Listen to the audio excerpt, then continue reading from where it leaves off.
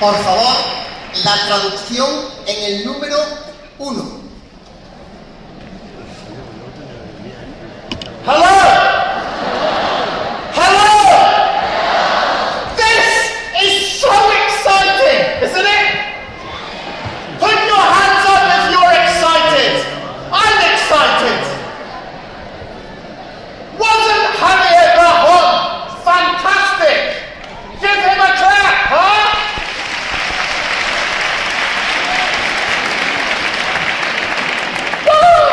Ba, ba, ba, ba. Woo! Fantastic. I'm excited because tonight I want everyone in this room to make me a promise. Tonight, the people in this room are going to begin the change that we need in education together, because education will not change with an explosion. Education will change little bit by little bit. In order to change education, we need one teacher to have an idea. And for that teacher to have the courage to try that idea. And then for that teacher to share that idea with another teacher. That's how we will change education.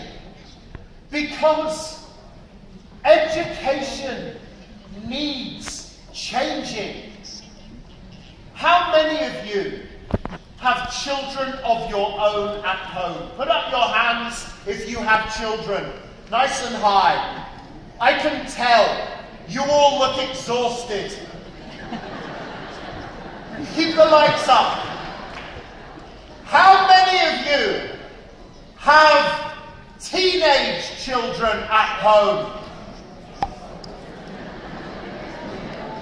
I have 2 teenage children. It's why I spend my life traveling the world.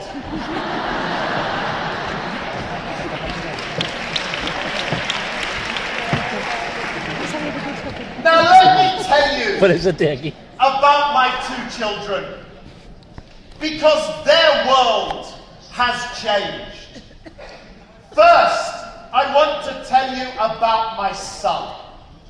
My son is nearly 15 years old. And recently, I did something very dangerous. I went to my teenage son's bedroom.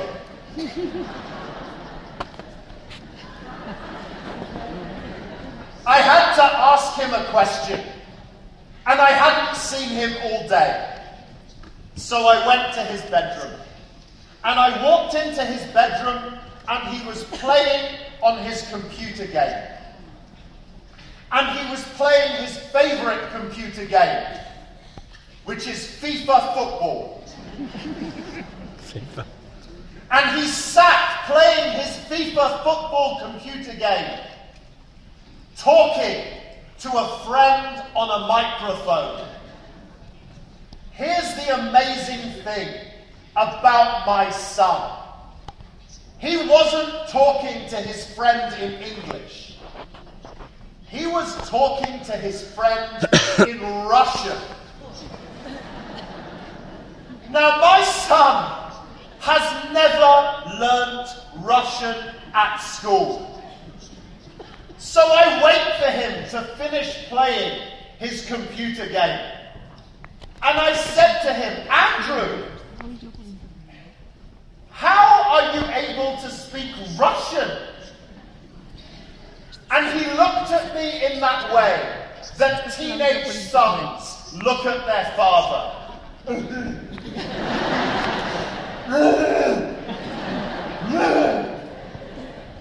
I said, no, really? How did you learn Russian? You must be a genius.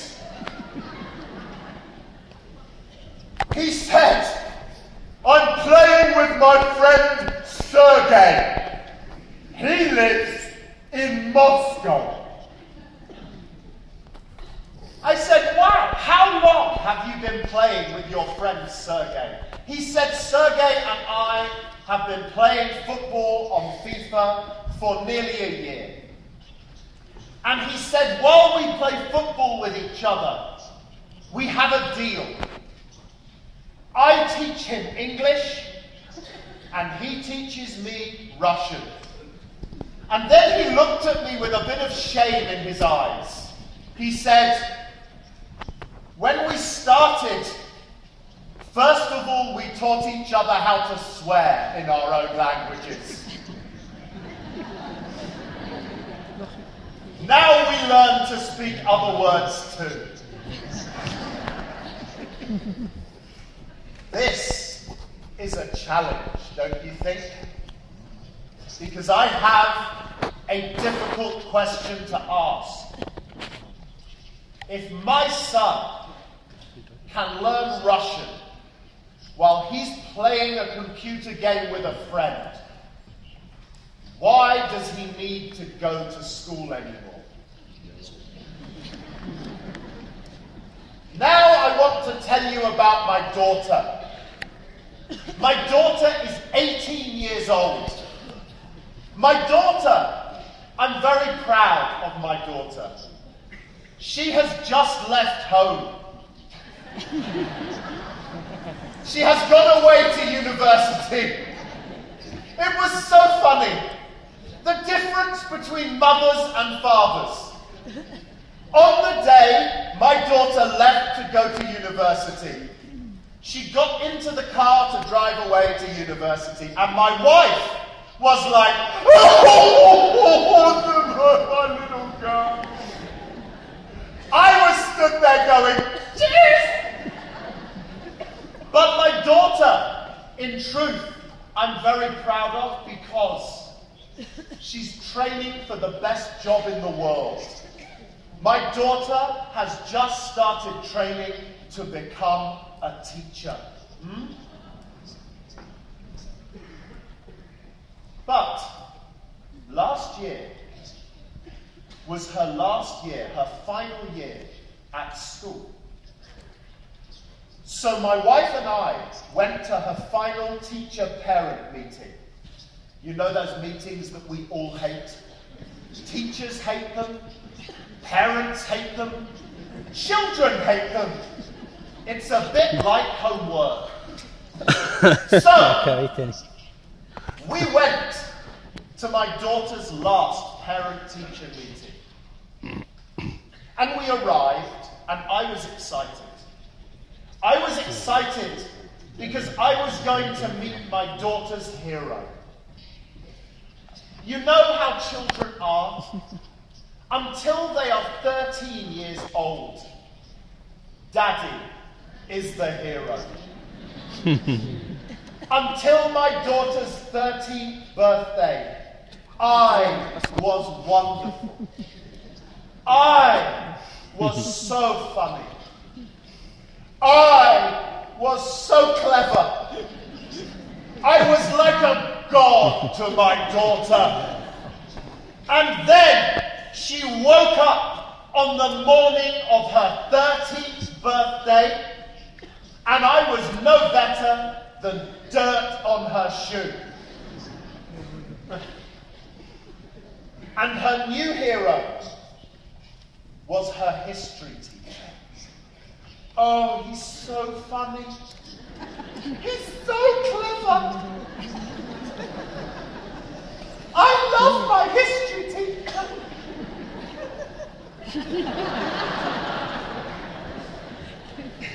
So I couldn't wait to meet Mr. History so that I could punch him. So we turn up and we meet Mr. History, my wife and I. We sit down and Mr. History's looking at us and he smiles. And it turns out that Mr. History thinks that my daughter is as wonderful as she thinks he is. So he starts. He says, Oh, your daughter, she is so clever.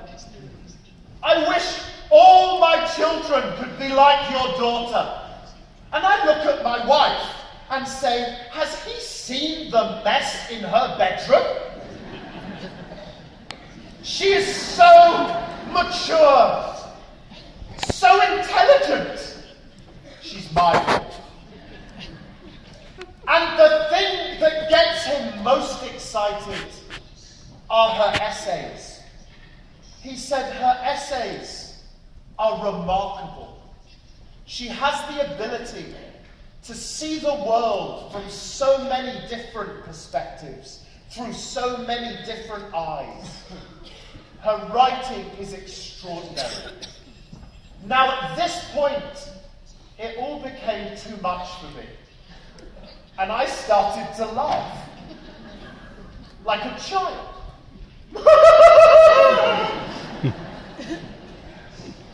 And my wife did something that she's not done in the 22 years that we've been married.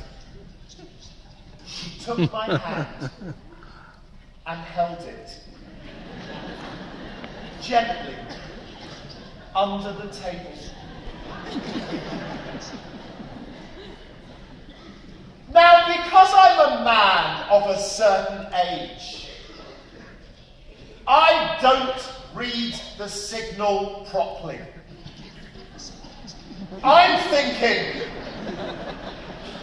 it must be my birthday. Let's go home.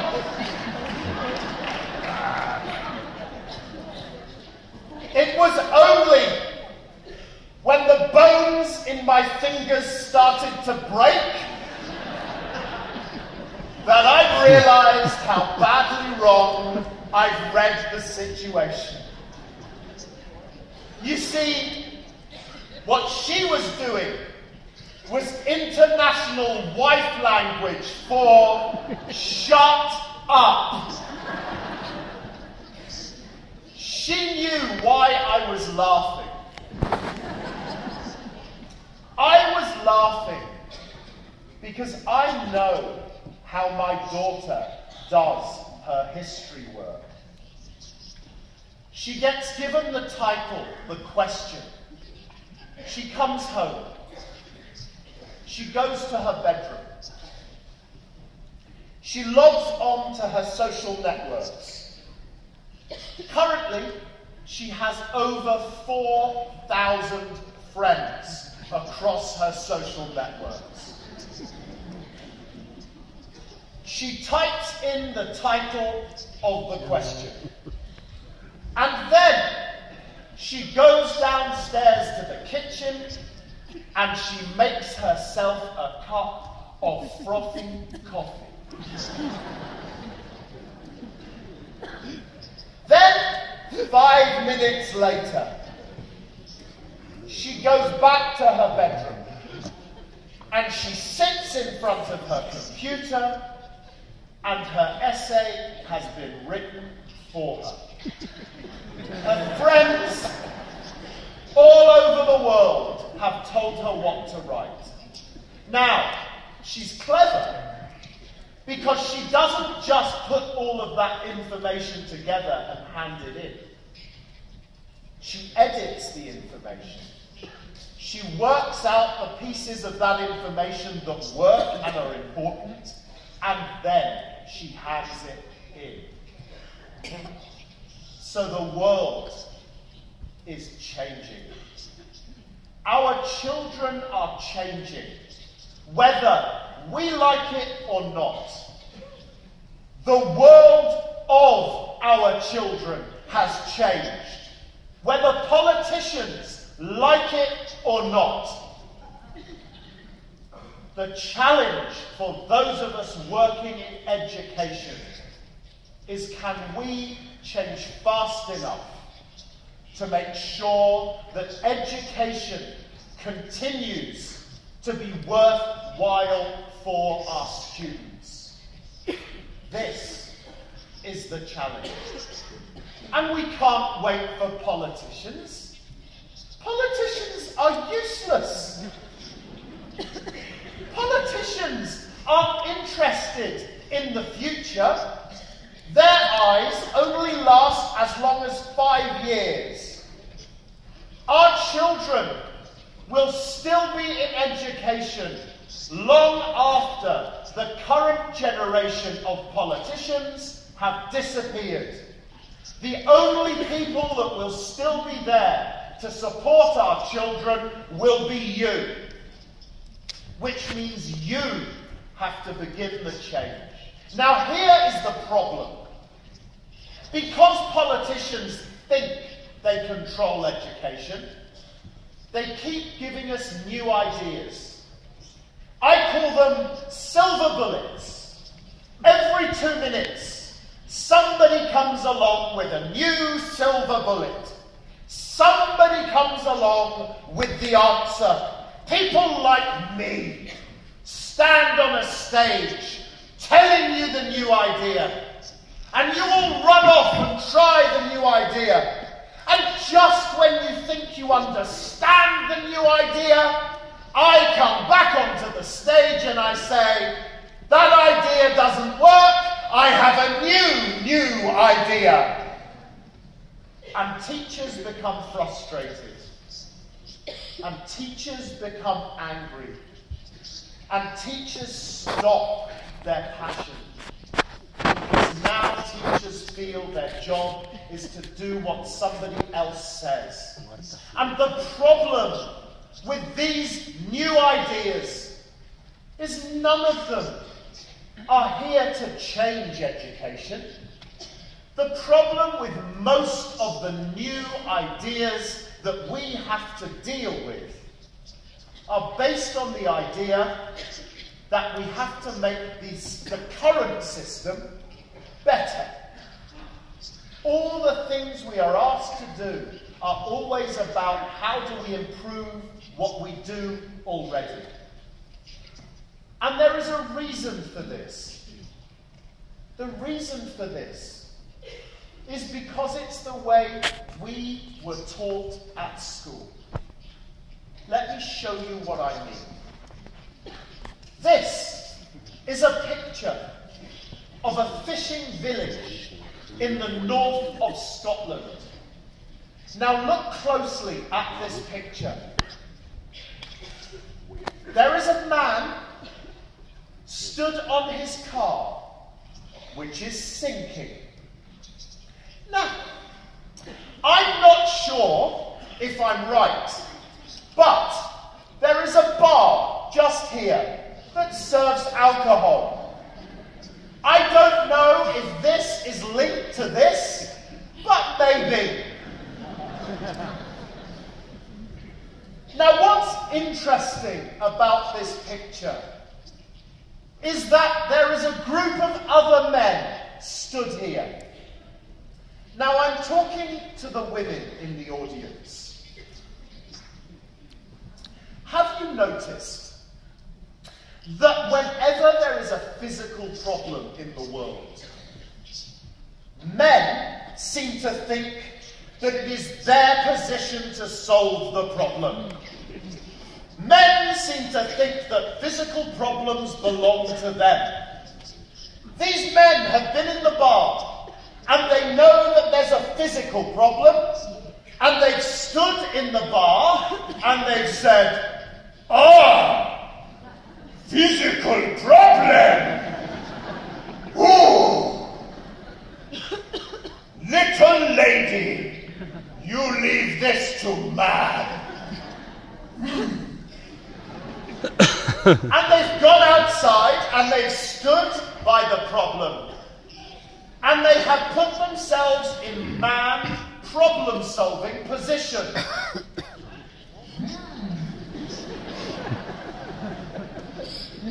And they have an idea. Oh, idea. They decide, very sensible, to use the crane that usually lifts the fish out of the boats to lift the car out of the water. We use the crane to lift the car from the water. go back to the bar to drink beer and celebrate our manliness. And everything is going brilliantly. Have a look at this picture. Boom! Now what I need you to see in this picture is now there are even more men stood by the crane. Because nothing attracts men to other men more than success.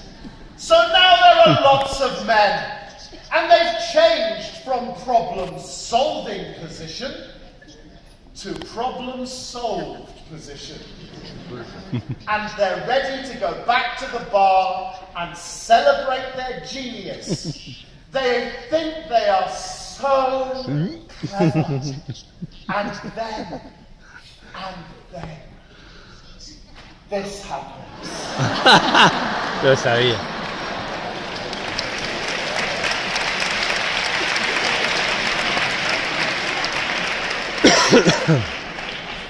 Now, what is important to notice about this picture is that all the men have run away.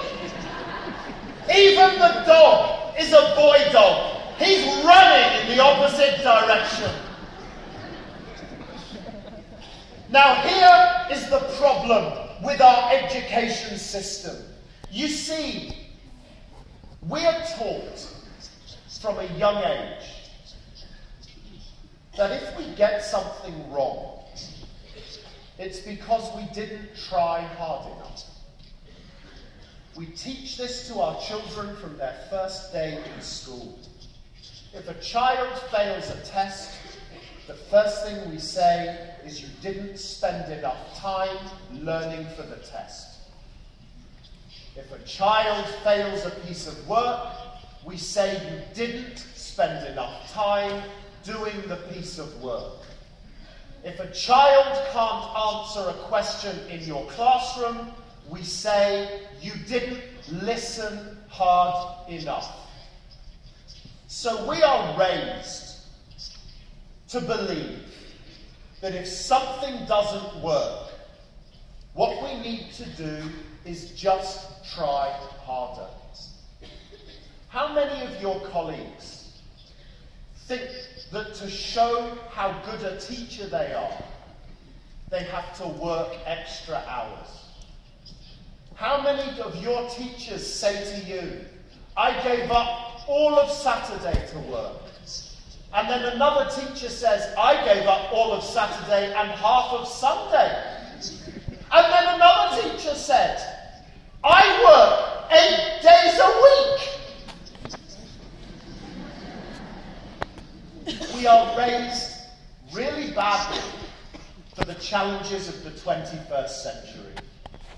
That idea of working hard to be better at something works if you live in an industrial age.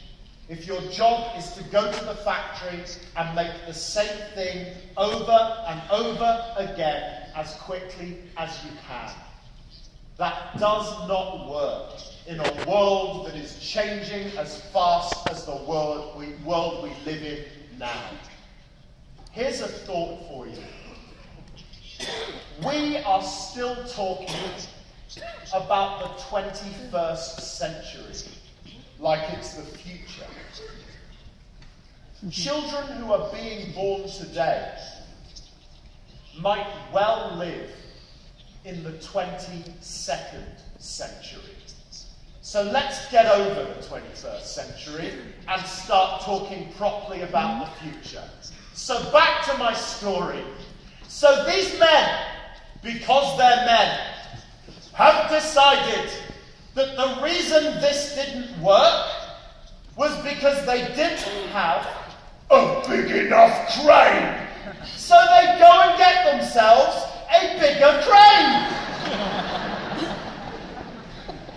And all the men are back again. Oh, bigger crane, yes, bigger crane, bigger crane, beer. I don't even need to show you the final slide from my story to see the tragedy of the way men think. Boom!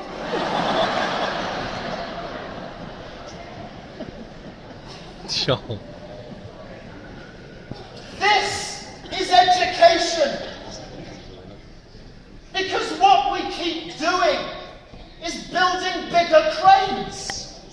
And the cranes keep falling over.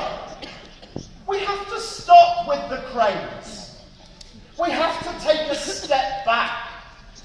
And we have to say, it's the system that's broken, not the way we run the system. And here's the truth about change. Change is not about structures and systems and policies. Systems and structures and policies change nothing. People change things. So what we must stop doing is focusing on new systems and strategies.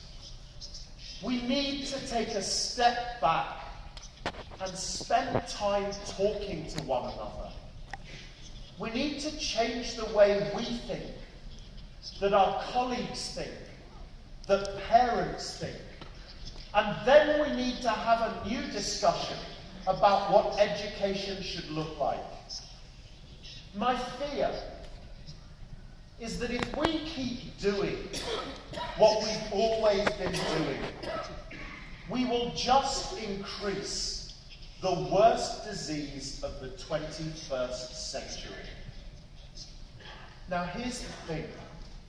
We all know, because the media keep telling us, how bad and dangerous Ebola is.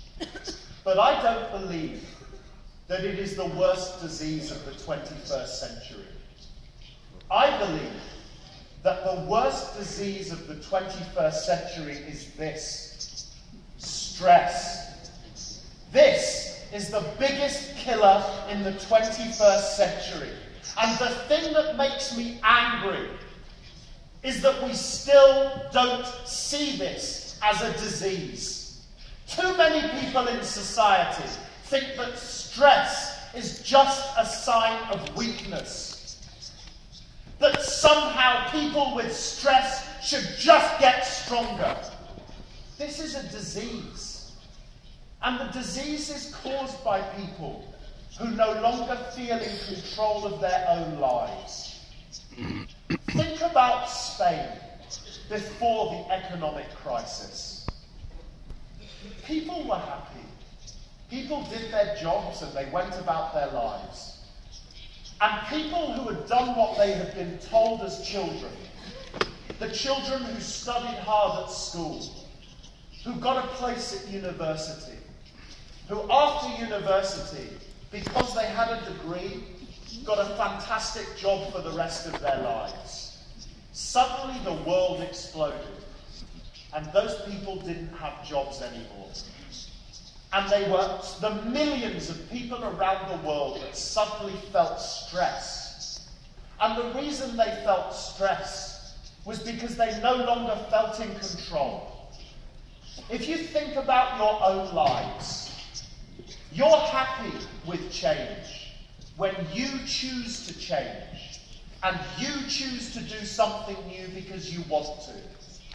The time when change becomes stressful is when you don't feel you have any choice and it's something that is done to you, not something that is done by you. And this is a big problem because so many of us are showing signs of stress and we don't even know it. On the next slide, I'm going to show you 5 of the early warning signs of early work-related stress. I'm going to read them out so that the translator can translate the phrases. But then I'm going to give you a few seconds to reflect on your own, because this is important. And when you reflect, I want you to think about three things. One, do you recognize any of these symptoms in yourself? Two, do you recognize any of these things in your colleagues at work? And three, and most scary, do you recognize any of these things in the students you teach? Have a look. One, people who are stressed show anxiety. They're scared when something new is suggested. Two, they get tense in a new situation, something they weren't planning for. They find that frightening. Imagine coming in here tonight and seeing that there were no seats next to your friend. Most people go, "Hey, I have to sit with a stranger." Three, and between you and me, I quite like three. You self-medicate with alcohol and drugs. Now, I'm not talking about Class A drugs. I'm not talking about illegal drugs. But think about the rise in people who visit the pharmacy to buy drugs that are legal that they can buy over the counter. If you recognize these things, think about this carefully. Four, a tendency to complain when you have to go through a new experience. How many of your colleagues at school, when somebody talks about a new idea, go, That's not because they're nasty. That's not because they don't care. It's because they're scared. It's because they're suffering from stress. How many times do you see that in your children? And finally, people who are suffering from stress focus on the bad things in their lives. They can't see the good things. And the more stressed you become, the more blind you become to the good things in your life, and the more you can only see the bad things. Think about that on 3 levels. 1, you. 2, your colleagues. 3, your children. What are you going to do about that tomorrow? Well, as we stand here as a group of educators who are about to change the world of education together, I'll tell you where I think we should start together. And that is to think differently. This is one of my best friends in the world. I think it's because he's ashamed to be my friend that he won't show you his face. He's like, I know Richard. He's very embarrassing. I try not to tell anybody I know Richard. He is famous. And now in my life, as I get older, and I become fatter, and I become balder, I like to hang out with famous people because it makes me feel better. I like to hang out with cool young people because it makes me feel cool and young again. And he is the coolest person I know. You may not recognize his face. You may not recognize his name. His name is Sebastian Foucault. Now, Sebastian is the founder of free running, or parkour. He's famous really for 2 things. How many of you have ever seen the James Bond film Casino Royale? Put up your hand if you've seen the James Bond movie Casino Royale. Okay, thank you. You remember at the beginning, there's a chase over the tops of buildings and over cranes.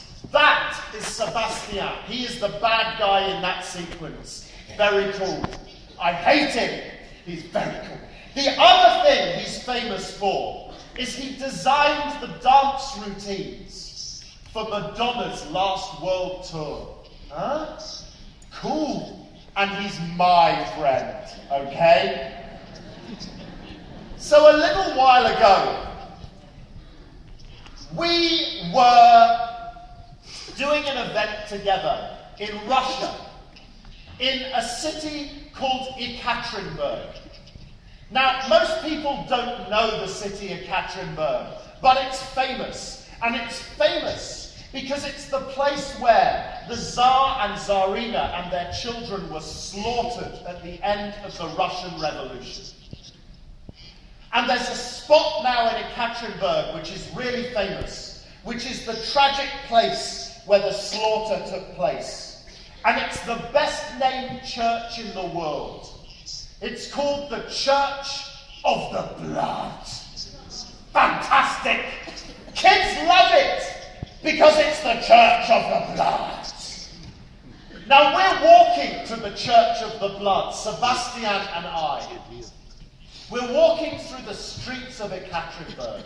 And Ekaterinburg is an amazing city because it's a city where the architecture tells you the story of the city's history.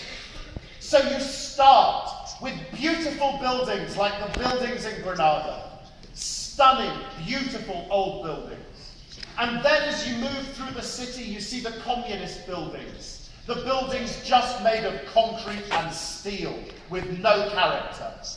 And now you're seeing new buildings that are going up post the communist era. Beautiful, modern, creative buildings. Magnificent new buildings. So it's an extraordinary place. Now, I love buildings. So I'm walking through the streets of Ekaterinburg like a child at a firework party. Oh! Ooh! Ah! Oh! And we get to the Church of the Blood. And when we get to the Church of the Blood, I lose control because this building is so beautiful. So now I'm stood there going, oh, magnificent! And I turn to Sebastian and I say, Sebastian, look at the buildings! They're beautiful! And Sebastian looks at me like I've gone mad. What? I said, the buildings. They're incredible. He said, I'm not looking at the buildings.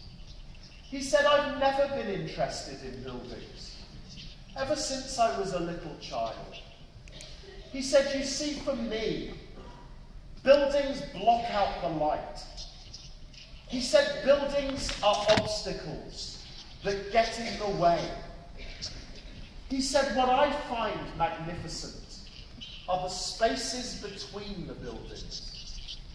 He said, when I'm walking down a street in a town or a city, I'm looking at the spaces. And I'm thinking to myself, how do I use the spaces to get around the buildings, to get over the buildings, to get under the buildings? He said, I'm fascinated by space. He said, sadly, I think most people look at the buildings when they should spend more time looking at the spaces. And you know, as he was talking, and of course he was being poetic because he's French.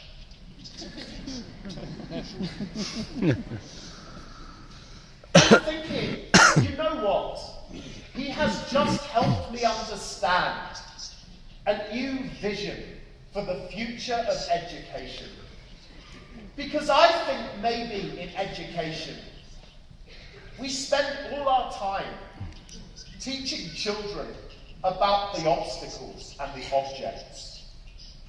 We keep teaching them that they have an exam and they must pass the exam. We keep teaching them that this is a fact and that's how it is. And you can't question me because that's what you need to know. And then what we do is with children in school, we only celebrate when they get things right. We don't celebrate when they come across a problem. We punish them. We only reward them when they get their work correct. Isn't that a shame? So we teach people to look at buildings, not look at spaces. And then you think about the way teachers behave as a profession. And so many teachers that I meet will say things to me like, oh, I wish that I could do this, or I wish I could do that. I'd love to be able to do what you're talking about. And then they use the worst word in the world's language. They say, but. But.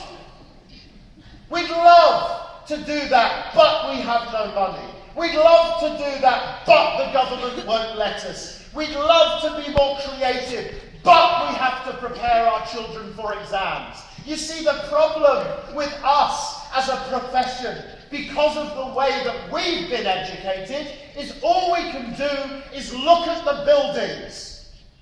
We need to look round them. So then Sebastian and I went for lunch, and we carried on the poetry, because now I wanted to be as cool as my French friend. So I got poetic. And we talked about his idea in a different way. And we came up with a different idea, and it's this. Most of us, as we grow, are taught to become big, powerful rocks. We start as little stones. Now here are how the rocks in a river are formed. We float along because we're small, and then as we get a little bit bigger, because bits join us and we become a bigger stone, a bigger rock, we eventually become quite heavy, and we stop moving down the river, and eventually we find a spot that we like, which is our lives. We say, okay, I've been travelling enough now as a child. Now I know everything I need to know. Now I have a job I like, a job that pays me well, which means I can buy a house, and maybe I can have a family. I'm a big rock now, and this is where I'm going to stay for the rest of my life. Because what happens as we get older is we stop thinking to ourselves, let's try something new. Let's take a risk. Let's do something different.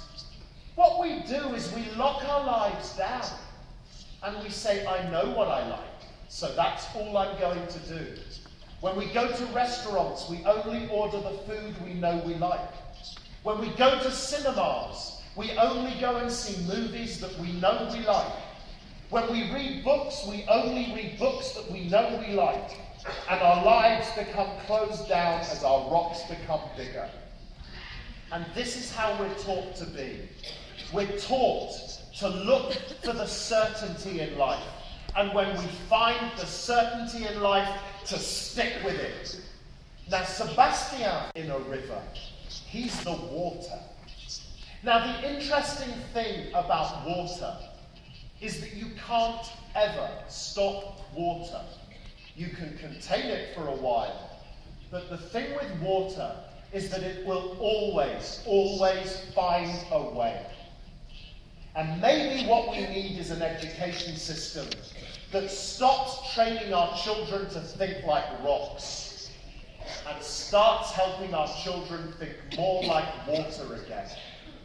You see, the amazing thing with our children is that they're born as the ultimate learning machines. They are born unbelievably curious.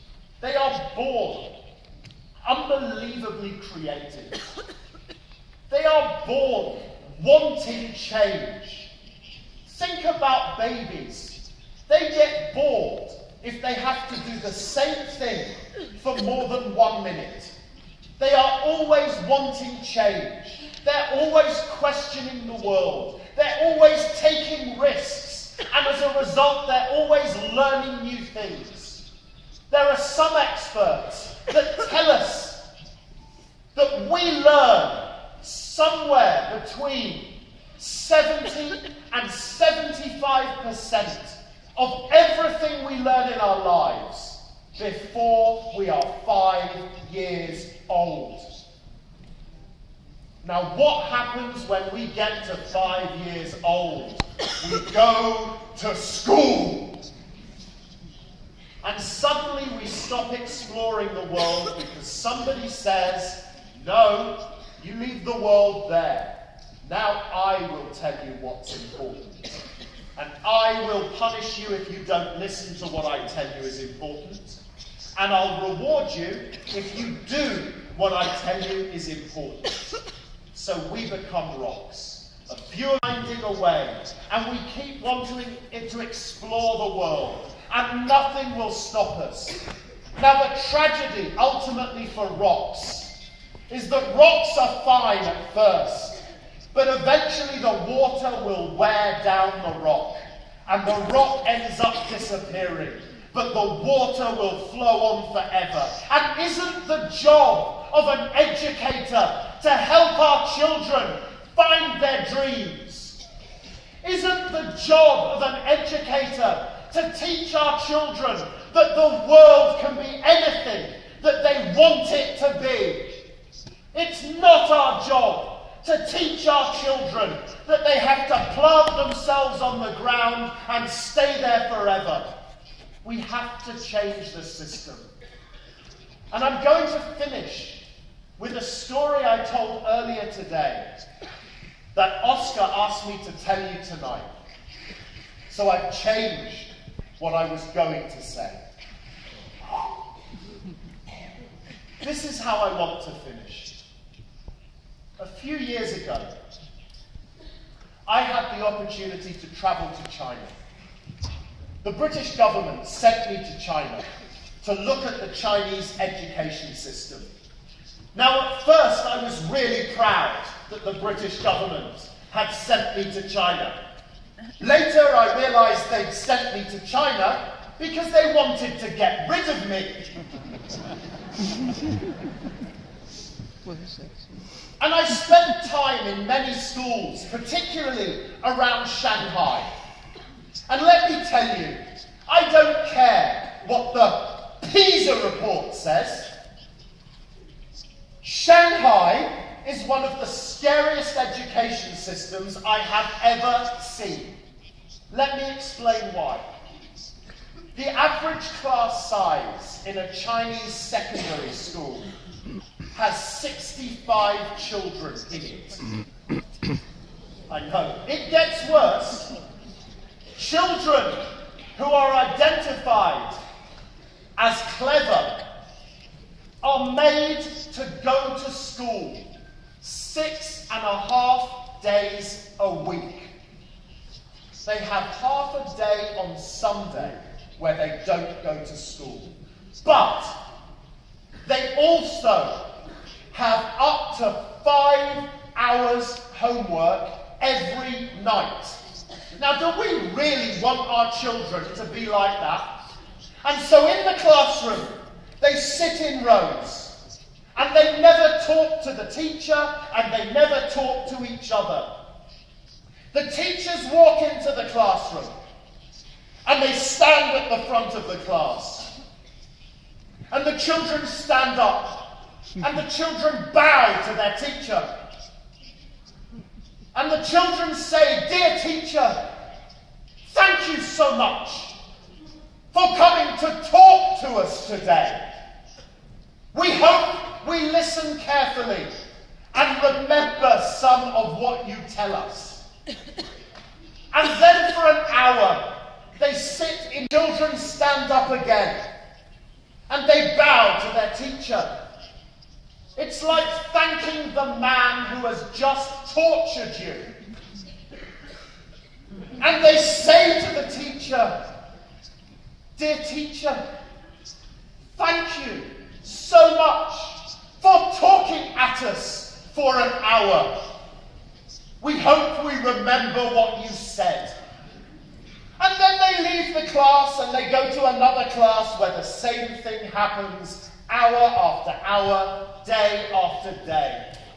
And I have to tell you that I was really upset by my visit to China until my final day. On my final day, I visited a school in a city called Hefei, which is 2 hours flying time from Shanghai. and I went to her Fay number 2 school. The schools don't have names.